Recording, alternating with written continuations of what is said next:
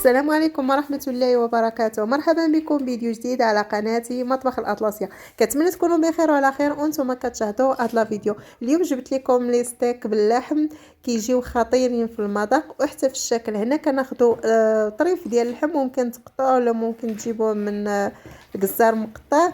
انا هنا كنقطعوه، من بعد ما كنقطعوه تنحاولوا نميسوه باش كياخذ لينا الطياب. كنديروا شويه ديال الملحه، شويه ديال الابزار، ممكن تضيفوا اي توابل بغيتو، ممكن دير شويه ديال الزعتر ولا الزعتره. انا هنا كندير الملح والابزار. من بعد ما كنديروا في جوج الجوانب كنديروهم في لافارين اي الفرص.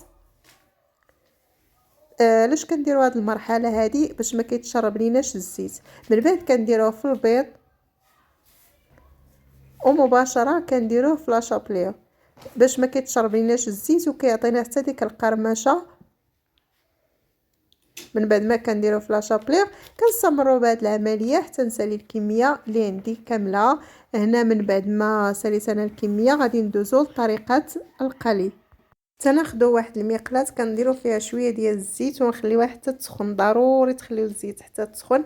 عاد تنضيفوا نص معلقه ديال الزبده، ومن بعد ما كتذوب ديك الزبده كناخذوا هاد الشرائح ديالنا كنديروهم يتقلاو.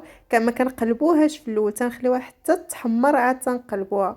ماشي كنقلبوها في هاد الجهه ونعاودو نقلبوها في هاد الجهه، كتاخذ لينا داك اللون الذهبي. كنحيدوها كنديروها في شي بابي باش كتشرب لينا داك الزيت. كما كتلاحظوا هاد اللون الذهبي كيجي خطير. من بعد كنقدموه مع سباغيتي اولا مع الخضر سوطي، المهم مع ما بغيتو تقدموهم كيجيو خطيرين في المذاق.